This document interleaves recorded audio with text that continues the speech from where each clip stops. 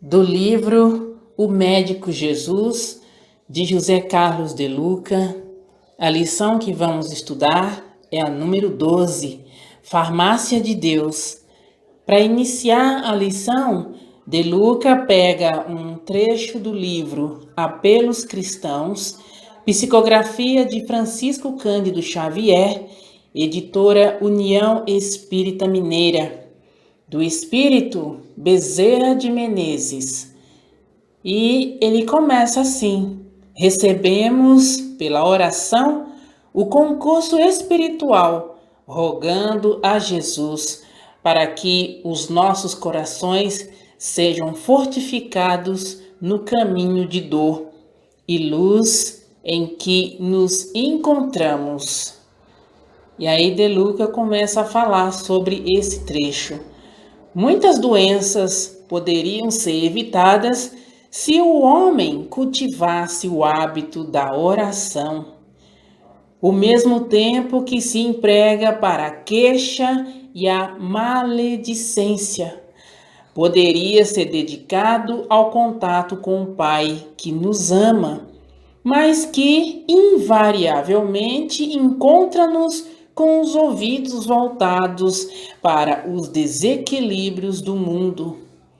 Quando se ora, muda-se a frequência energética para melhor, pois nos sintonizamos com as ondas do equilíbrio cósmico, sem as quais homem algum poderá gozar de saúde plena.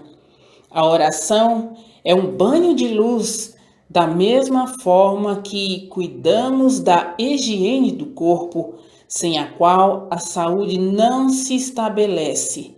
A oração é uma ducha espiritual que nos lava dos detritos acumulados pelo entrechoque das tensões do dia a dia.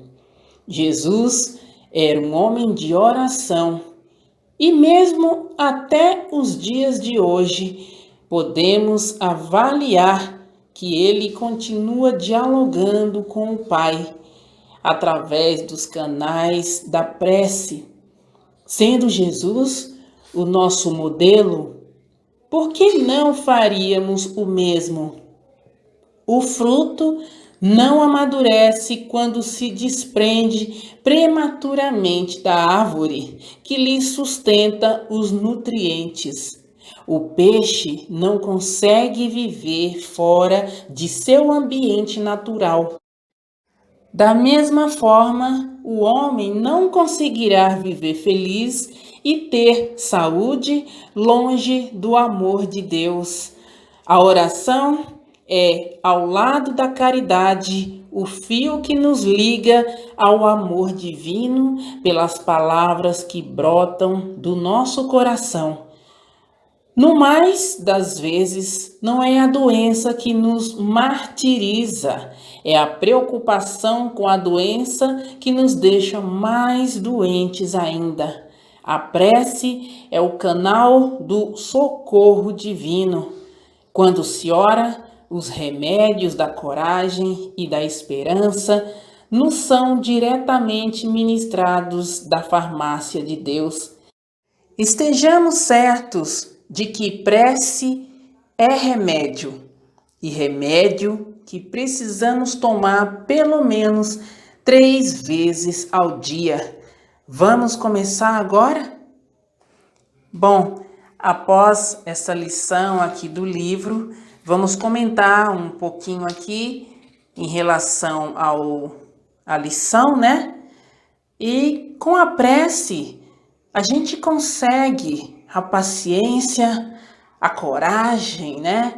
A resignação, a força necessária para nos sustentar nas diversas situações difíceis da vida. Mas também, falando dessa forma em relação à prece, nos dá a impressão que a prece serve somente para pedir, não é mesmo?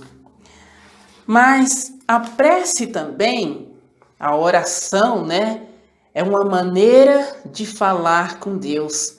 Através dela, a gente nos fortalece para enfrentar os desafios do dia a dia. A oração tem o poder de acalentar e nos encorajar. Com a prece, podemos despertar a esperança e com o auxílio recebido, o fardo fica menos pesado. A vida fica mais leve.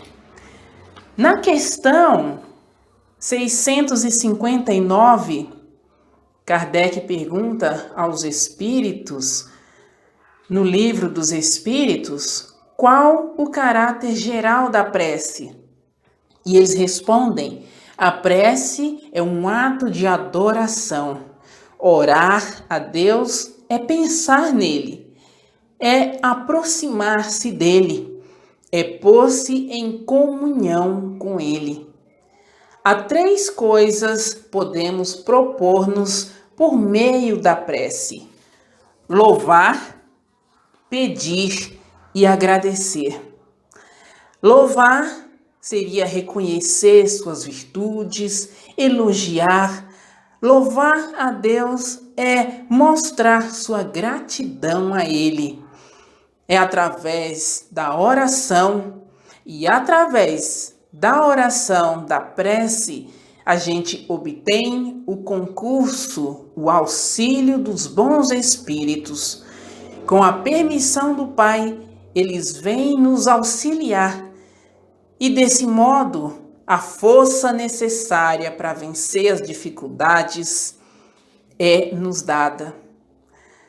Na pergunta 660, Kardec pergunta: a prece torna melhor o homem? E eles respondem: sim, porquanto aquele que ora com fervor e confiança se faz mais forte contra as tentações do mal.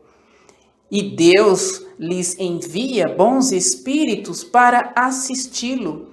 É este um socorro que jamais se lhe recusa, quando pedido com sinceridade. Aí tem outra pergunta aqui bem interessante, a 661. Podemos utilmente pedir a Deus que perdoe as nossas faltas? Resposta: Deus sabe discernir o bem do mal. A prece não esconde as faltas.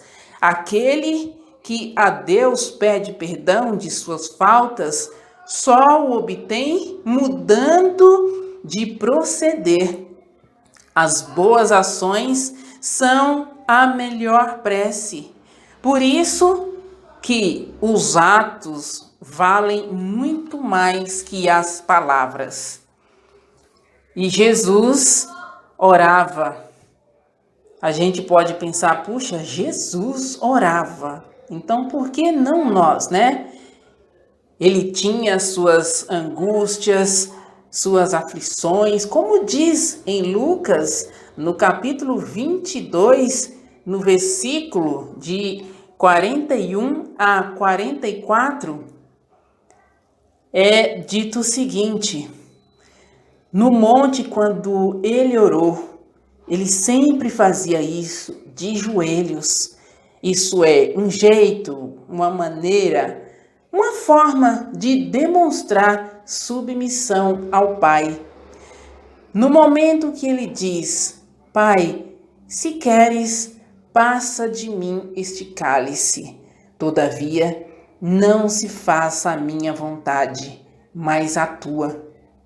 E diz mais nesse capítulo, que posto em agonia, isso é, quando ele sentia que tudo aquilo que ele ainda ia passar até o momento da crucificação, quando ele sentia que esse momento se aproximava, ele orava mais intensamente e apareceu um anjo do céu que o confortava. E durante a oração é exatamente isso que acontece com a gente também.